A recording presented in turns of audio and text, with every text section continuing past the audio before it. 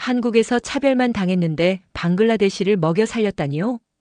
여기 방글라데시의 한 가정에서 한국에 대한 궁금증을 갖고 질문을 하고 있는데요. 그녀는 과연 무슨 말을 하고 싶었던 걸까요? 오늘의 사연 시작합니다. 안녕하세요. 저는 방글라데시 다카에서 태어나 현재 서울에서 패션 디자이너로 일하고 있는 나디아 라만입니다. 제가 이렇게 한국의 유튜브에 사연을 보내게 될 줄은 꿈에도 몰랐습니다. 어린 시절 허름한 방에서 촛불 아래 한국 드라마를 보며 동경했던 나라에서 이제는 제 이야기를 나눌 수 있다는 게 믿기지 않네요. 가끔은 거울을 보며 제가 정말 서울에서 살고 있는 게 맞나 싶을 정도예요. 얼마 전에는 제가 디자인한 옷이 서울 패션 위크에서 소개되었고 방글라데시 대사관에서 연락이 와 문화교류 행사에도 참여하게 됐습니다. 한국과 방글라데시를 잇는 작은 다리가 되어가는 지금이 저는 너무나도 행복해요. 특히 어제는 한국의 유명 연예인이 제가 디자인한 드레스를 입고 시상식에 참석했다는 소식을 들었죠. 저는 다카 외곽의 작은 마을에서 자랐습니다. 지금 제가 이런 위치에 있을 줄은 정말 상상도 못할 만큼 어려운 환경에서 자랐어요. 저희 집 안형편은 늘 빠듯했고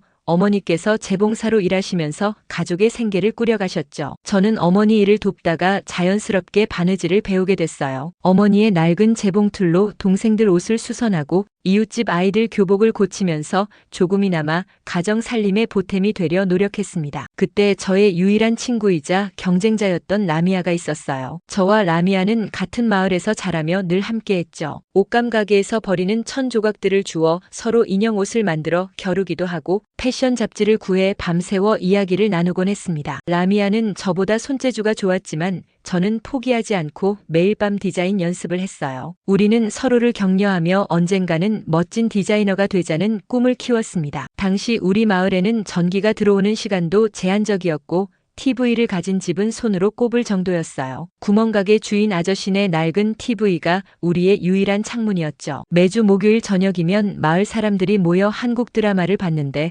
서울의 밝은 거리와 아파트, 깨끗한 도로를 보며 마치 다른 세상을 보는 것 같았어요. 특히 드라마 속 주인공들이 입은 화려한 의상을 볼 때면 저와 라미아는 숨을 멈추곤 했습니다. 우리는 방글라데시 전통 의상인 사리나 살화 카미즈만 보다가 세련된 정장과 드레스를 보면서 눈이 휘둥그레졌죠. 전기가 나가면 촛불을 켜고 비가 오면 비닐을 덮어가며 끝까지 드라마를 봤어요. 우리 동네는 우기가 되면 길이 진흙탕이 되고 더운 여름이면 선풍기 하나 없이 견뎌야 했지만 드라마 속 한국의 모습은 마치 동화 같았거든요. 그렇게 시간이 흘러 20살이 되던 해 저는 다카의 한국 의류 공장에서 일하게 되었어요. 처음에는 미싱사로 시작했지만 제가 수선한 옷들의 완성도를 본 공장장님이 품질 관리팀으로 저를 발탁했죠. 그때 처음 남편을 만났습니다. 남편은 우리 공장의 생산 관리팀 주재원이었는데 어느 날 불량품이 한가득 쌓인 창고에서 저를 발견했어요. 제가 버려질 옷들을 하나하나 고치고 있었거든요. 남편은 그 모습을 한참 지켜보다가 왜 하고 있어요?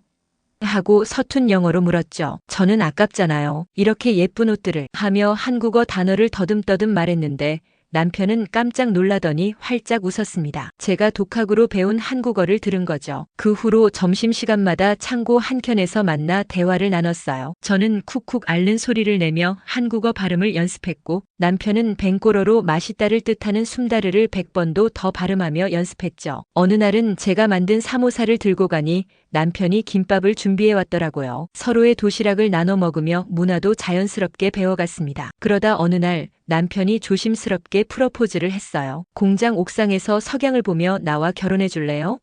라고 한국어로 물었는데 저는 그만 눈물이 나서 벵고로로 네라고 대답했죠. 그날 저녁 남편은 저희 부모님을 찾아가 정중하게 인사를 드렸어요. 저희 어머니는 처음에는 한국이 너무 멀다며 걱정하셨지만 남편의 진심 어린 모습에 결국 허락해 주셨습니다. 결혼을 결심하고 한국에 왔을 때는 모든 것이 낯설었어요. 24시간 들어오는 전기도 수도꼭지만 틀면 나오는 깨끗한 물도 신기했죠. 특히 아파트에서의 생활은 가장 적응하기 어려웠어요. 방글라데시에서는 마당이 있는 1층 집에서만 살았는데 갑자기 15층 높이에서 사는 것이 무섭기도 했습니다. 김치 냄새는 정말 특별했어요. 처음에는 너무 쓰고 매워서 도저히 먹을 수 없을 것 같았는데 지금은 커리보다 더 자주 찾게 됐죠. 지하철은 또 어떻게 탈까 걱정이었어요. 다카에서는 한 번도 타본 적 없는 교통수단이었거든요. 남편은 일주일 동안 저를 데리고 지하철 타는 연습을 했습니다. 시어머님과의 생활이 가장 힘들었어요. 저희 음식 특유의 향신료 냄새를 무척 싫어하셨거든요. 집에 향신료 냄새가 배겠다며 걱정하실 때마다 마음이 아팠죠. 방글라데시에서 가져온 향신료들을 몰래 베란다 구석에 숨겨두고 시어머님이 주무실 때만 살짝 꺼내 요리했어요. 하지만 옷에 배어있는 향신료 냄새 때문에 매번 들키고 말았죠. 밤이 되면 이불 속에서 혼자 울었어요. 고향이 너무 그립고 매운 김치도 먹기 힘들고 말도 통하지 않는 시어머님과 함께 산다는 게 너무 버거웠거든요. 그래도 남편은 우리 와이프가 최고야라며 항상 저를 다독여 주었습니다. 퇴근 후에는 꼭 제가 그리워하는 커리 맛집을 찾아다녔고 주말이면 동대문에 가서 원단 구경을 시켜주었죠. 어느 날은 제가 몰래 만든 커리 냄새에 잠에서 깨신 시어머님이 부엌 들어오셨어요. 그날따라 제가 실수로 향신료를 많이 넣은 터라 이제 큰일 났다 싶었죠. 하지만 뜻밖에도 시어머님은 이게 무슨 냄새지? 맛있는 냄새 나는데? 하시더니 조심스럽게 한 숟가락 떠드셨어요. 그리고는 이거 생각보다 괜찮은데? 근데 왜 몰래 해먹어? 하시는 거예요. 저는 그만 눈물이 나서 어머님이 싫어하실까 봐요. 라고 말씀드렸더니 시어머님도 눈시울을 붉히시며 저를 안아주셨답니다. 하지만 포기하지 않았습니다. 한국어 학원을 다니며 열심히 공부했고 유튜브로 한식 요리를 배웠어요. 시어머님께서 아침마다 드시는 커피 한 잔부터 시작해서 조금씩 마음을 열어가려 노력했죠. 남편은 퇴근 후면 저를 데리고 서울 구석구석을 소개해 주었어요. 남대문 시장에서 원단을 고르고 광장시장에서 맛있는 빈대떡을 먹으며 이곳이 제 두 번째 고향이 되어가고 있다는 걸 느꼈습니다. 한국 생활이 조금씩 익숙해질 무렵 저는 동대문 근처의 작은 옷 수선 가게에서 일을 시작했어요. 첫날 비좁은 가게 안에는 수선을 기다리는 옷들이 산처럼 쌓여 있었고 저는 그 앞에서 긴장된 마음을 달래며 일을 시작했죠. 처음에는 단순히 옷 길이를 줄이거나 지퍼를 갈아다는 일이 전부였지만 매일같이 다양한 체형의 손님들을 만나면서 자연스럽게 한국인의 체형과 취향을 이해하게 됐습니다. 매일 아침부터 밤 늦게까지 일했지만 전혀 힘들지 않았어요. 오히려 매 순간이 설렜죠. 특히 수선한 옷을 입어보고 거울 앞에서 환하게 웃는 손님들의 모습을 볼 때면 제 가슴도 따뜻해졌거든요. 짧은 치마를 긴 치마로 리폼해달라는 학생, 결혼식에 입을 정장을 고쳐달라는 취업준비생, 출산 후 몸이 변에 맞지 않는 옷을 고치러 오시는 새내기 엄마들까지 손님 한 분 한 분의 사연을 들으며 옷을 고치다 보니 어느새 가게는 수선실이자 이야기방이 되어 있었어요. 그러던 어느 날 한중년 여성분이 오래된 웨딩드레스를 들고 오셨어요. 드레스 끝단은 누렇게 변색되어 있었고 레이스는 곳곳이 해져 있었죠. 20년 전 제가 입었던 드레스인데 이번에 딸아이가 결혼해요. 우리 딸도 이 드레스를 입었으면 좋겠는데 하시며 조심스레 드레스를 내미셨어요. 저는 밤을 새워가며 드레스를 현대적으로 리폼했습니다. 누런 부분은 새 레이스로 덧대고 해진 곳은 진주 비즈로 장식했죠. 일주일 후 완성된 드레스를 보신 손님은 어머, 이게 정말 그 드레스 맞나요?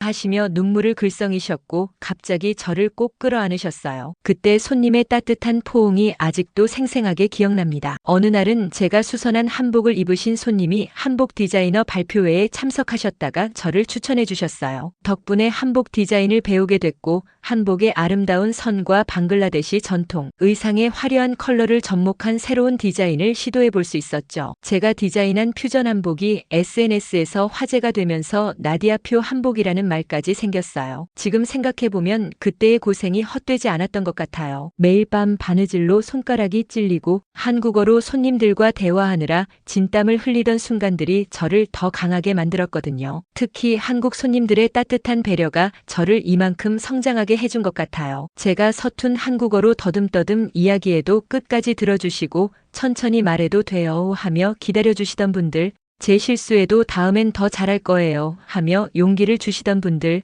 심지어 퇴근길에 김밥이나 떡을 사다 주시던 단골 손님들까지 다들 저를 외국인 수선집 아가씨가 아닌 우리 동네 디자이너 나디아로 대해주셨죠. 방글라데시에서는 상상도 못했던 일들이 한국에서는 현실이 되었어요. 이런 기회를 준 한국이라는 나라와 한국 사람들에게 늘 감사한 마음뿐이에요. 최근에는 동대문의 작은 사무실에서 저만의 브랜드를 시작했는데 첫 수익이 생기자마자 저는 고향 마을로 도움의 손길을 보내기 시작했어요. 처음에는 어머니와 여동생 아르파에게 재봉틀과 원단을 보냈습니다. 어머니는 늘 허리가 아프다고 하시면서도 남의 옷을 밤새워 고치시던 분이었죠. 한 달 품삯기 우리 가족의 쌀값도 되지 않았지만 저와 동생들의 학비를 위해 재봉틀 앞에서 무릎이 굳어도 일어나지 않으셨어요. 그런 어머니께 이제는 제가 도움을 드릴 수 있다는 게 정말 기적 같습니다. 전화기 너머로 우시는 어머니의 목소리가 들려왔죠. 내가 한국에 가서 이렇게 성공할 줄 알았다면 그때 보내길 정말 잘했구나. 이제 내 걱정은 안 해도 되겠다 하시는 어머니의 말씀에 저도 눈물이 흘렀습니다. 한 달에 한 번씩 마을에 있는 어린 여성들을 위해 바느질 교실을 열 수 있는 비용도 보내고 있어요. 아르파가 그 교실을 운영하면서 자신감을 되찾았다고 하더군요. 예전에는 꿈꾸기를 포기했던 아이들이 이제는 나도 언니처럼 될 수 있을까요? 라고 물어본다고 해요. 얼마 전에는 마을에 작은 도서관도 열었습니다. 처음에는 제가 한국에서 공부하며 모았던 한국어 교재와 패션 디자인 책 20권 정도가 전부였어요. 낡은 창고를 개조해서 만든 조그만 공간이었지만 책장을 들이고 에어컨도 설치했죠. 이제는 그 작은 도서관이 마을의 중심이 되었습니다. 아침이면 등교 전 학생들이 들러 한국어 단어를 외우고 점심시간이면 근처 공장의 여성 근로자들이 찾아와 한국 드라마 대본을 읽어요. 저녁에는 K-팝 가사를 한글로 적어가며 한국어를 배우는 청년들로 가득 차죠. 처음에는 한국어를 가르쳐줄 선생님을 구하기 어려워 온라인으로 수업을 진행했는데 지금은 한국 대학에서 공부하고 돌아온 청년이 직접 수업을 맡아주고 있습니다. 특히 기쁜 건 제가 19살 때 촛불 앞에서 한국 드라마를 보며 한국어를 독학하던 그 시절의 모습을 마을 사람들에게서 발견하는 거예요. 얼마 전에는 한 소녀가 제게 다가와 언니가 썼던 한국어 공부 노트처럼 저도 매일 일기를 쓰고 있어요 라며 자신의 노트를 보여주었습니다. 그 순간 저도 모르게 눈시울이 붉어졌죠. 열심히 공부해서 한국 대학에 진학하고 싶다는 그 소녀의 꿈이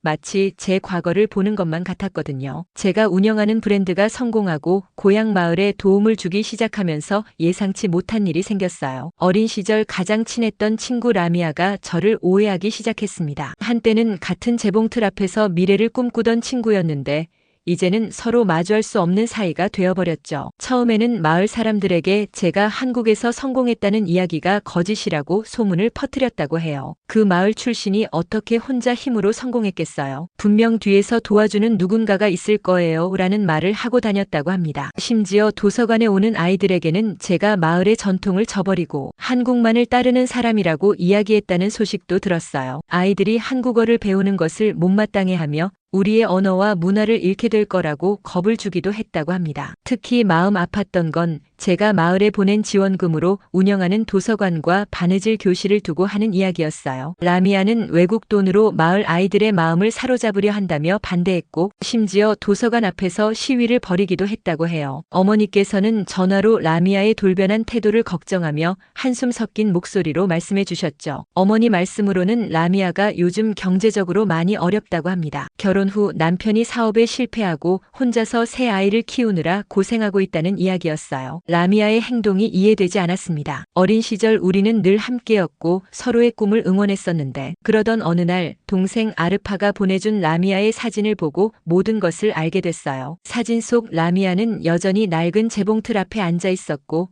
그 눈빛에서 깊은 절망이 느껴졌습니다. 라미아의 이야기는 마을 전체로 퍼져나갔습니다. 처음에는 몇몇 사람들의 수군거림이었지만 점차 도서관을 찾는 사람들이 줄어들기 시작했어요. 바느질 교실에도 변화가 생겼죠. 수업을 듣던 학생들이 하나둘 발걸음을 끊었습니다. 마을 사람들 사이에서는 이상한 소문들이 돌기 시작했어요. 제가 보낸 지원금이 불법적인 돈이라느니 마을 아이들을 한국으로 데려가려 한다느니 하는 이야기들이었죠. 어떤 사람들은 제가 한국의 이상한 단체와 연결되어 있다는 말도 퍼뜨렸고 심지어 제가 한국에서 성공한 것이 아니라 거짓말을 하고 있다며 제 가족들을 의심의 눈초리로 바라보기도 했습니다. 동생 아르파는 매일 울면서 전화를 걸어왔어요. 마을 사람들의 시선이 너무 불편하다고 가게에 가도 사람들이 수군거린다고 했습니다. 심지어 아르파가 운영하는 바느질 수업에도 아무도 오지 않게 되었다고 해요. 어머니는 장을 보러 가는 것조차 힘들어지셨답니다. 30년간 다니던 시장에서 사람들이 등을 돌리고 수군거리는 모습을 보실 때마다 어머니의 마음은 찢어질 것 같았다고 해요. 제가 보낸 도움이 오히려 가족들에게 상처가 되어 돌아가는 것만 같아 마음이 아팠죠. 특히 가슴 아팠던 건 도서관에서 한국어를 배우던 아이들의 변화였습니다. 전에는 반짝이는 눈으로 한글을 따라 쓰던 아이들이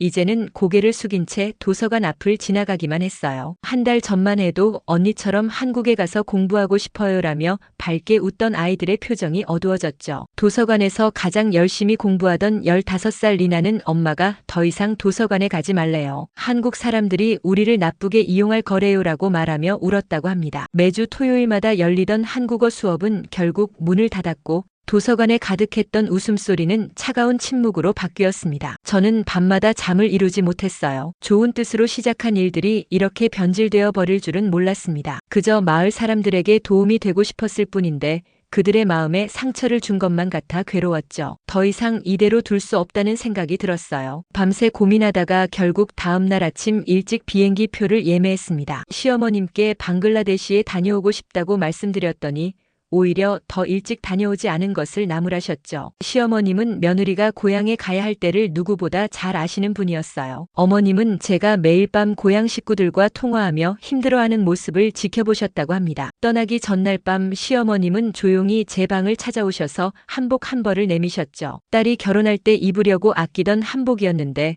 고향 어머님께 드리라며 건네주셨어요. 남편은 공항까지 배웅을 나왔습니다. 평소 말이 없는 남편이었지만 그날은 제가 비행기에 오르는 순간까지 계속 좋은 말로 격려해 주었어요. 공항에서 남편은 제 손에 작은 편지 한 장을 쥐어주었는데 거기에는 우리가 처음 만났던 다카 공장에서의 추억이 담담히 적혀 있었죠. 비행기에 오르면서도 마음이 무거웠지만 두 분의 응원 덕분에 용기를 낼 수 있었습니다. 12시간의 비행 시간 동안 라미아에게 할 말을 수없이 되뇌었어요. 창밖 구름을 바라보며 우리의 어린 시절을 떠올렸죠. 마을에 도착했을 때 라미아의 집을 제일 먼저 찾았어요. 처음에는 문을 열어주지 않았지만 3시간을 기다린 끝에 마주할 수 있었습니다. 라미아의 모습은 제가 알던 그 당찬 친구가 아니었죠. 남편의 사업 실패로 빚더미에 앉았다는 이야기, 아이들 학비도 제때 내지 못한다는 이야기를 들으며 저는 깊이 반성했습니다. 내가 성공한 모습을 보면서 너무 부러웠어. 우리는 같은 꿈을 꿨는데 난 여전히 제자리 걸음이야. 라미아의 이야기를 들으며 제 어깨가 무거워졌어요. 저는 라미아에게 진심을 담아 이야기했습니다. 힘들었던 한국 생활, 시어머니와의 갈등, 언어 장벽을 넘어서기 위해 흘린 눈물들을요. 그리고 이제는 함께 새로운 시작을 하자고 제안했죠. 라미아와 함께 마을 사람들을 한 명씩 찾아다녔습니다. 제가 한국에서 어떻게 살아왔는지, 왜 도서관을 열었는지 진심을 전했어요. 라미아도 저와 함께 다니며 오해를 풀어주었죠. 가장 큰 변화는 라미아가 도서관의 한국어 교실 선생님이 되기로 했다는 거예요. 처음에는 망설였지만 제가 한국에서 매일 2시간씩 화상으로 한국어를 가르쳐주겠다고 하자 라미아는 눈물을 글썽이며 고개를 끄덕였습니다. 라미아의 학습 의지는 놀라웠어요. 새벽부터 밤늦게까지 한국어 공부에 매진했고 수업이 끝나고 나면 수없이 많은 질문을 해왔습니다. 특히 한글 자음과 모음을 일주일 만에 완벽하게 익혔죠. 한 달이 지나자 간단한 한국어로 대화가 가능해졌고 석 달이 되자 한국 드라마를 자막 없이 이해할 수 있을 정도가 되었어요. 이제는 제가 한국에서 온라인으로 수업 내용을 전달하면 라미아가 현지에서 아이들을 직접 가르치고 있습니다. 특히 인상 깊었던 건 라미아만의 독특한 교육 방식이었어요. 방글라데시 전통 노래의 멜로디에 한국어 가사를 붙여 아이들을 가르치는데 덕분에 아이들은 놀이하듯 자연스럽게 한국어를 익히고 있죠. 얼마 전에는 라미아가 한국문화원의 교사 자격증도 취득했다고 합니다. 이제는 그녀도 저처럼 꿈을 이뤄가고 있어요. 가끔 수업 준비를 하면서 서로 화상통화를 하다 보면 어릴 적 우리가 꿈꾸던 모습 그대로 우리는 함께 성장하고 있다는 걸 느낍니다. 도서관은 다시 생기를 되찾았어요. 아이들의 웃음소리가 돌아왔고 바느질 교실도 다시 문을 열었습니다. 라미아와의 화해 이후 마을의 분위기는 완전히 달라졌습니다. 도서관은 이제 마을의 자랑거리가 되었어요. 한국어를 배우는 학생들이 늘어나면서 교실도 2배로 늘렸죠. 특히 기뻤던 건 처음으로 우리 마을 학생이 한국대학에 입학했다는 소식이었습니다. 우리 마을의 변화는 주변 지역에도 알려지기 시작했어요. 인근 마을에서도 한국어 수업을 열어달라는 요청이 왔죠. 라미아는 이제 세계 마을을 오가며 한국어를 가르치고 있습니다. 그녀의 수업을 들은 학생들 중 5명이 한국 기업 취업에 성공했다는 소식도 들렸어요. 바느질 교실도 달라졌습니다. 처음에는 단순한 수선 기술을 배우는 곳이었지만 이제는 한국의 패션 트렌드를 공부하고 새로운 디자인을 시도하는 작은 패션 학교가 되었죠. 현지 신문에서는 우리 마을을 작은 동대문이라고 부르기 시작했어요. 가장 감동적인 변화는 마을 사람들의 생각이었습니다. 예전에는 딸들의 교육에 소극적이던 부모들이 이제는 우리 딸도 나디아처럼 키우고 싶다며 도서관으로 아이들을 보내고 있어요. 얼마 전에는 마을 처음으로 여성 창업 모임도 만들어졌죠. 어머니는 요즘 마을 회관에 가실 때마다 자랑스러워 하신다고 해요. 딸이 한국에서 성공했다는 것보다 그 성공이 마을의 희망이 되었다는 사실이 더 기쁘다고 하셨습니다. 얼마 전에는 우리 마을 출신 첫 유학생이 한국 대학에 입학했다는 소식도 들려왔어요. 라미아가 가르친 학생이라는 점에서 더욱 의미가 깊었습니다. 도서관에서 한국어를 배우던 아이들이 이제는 한국 기업에 취업하거나 한국 대학으로 유학을 준비하고 있죠. 시어머님은 요즘 방글라데시 음식을 직접 만들어 보신다고 해요. 처음에는 향신료 냄새를 견디지 못하시던 분이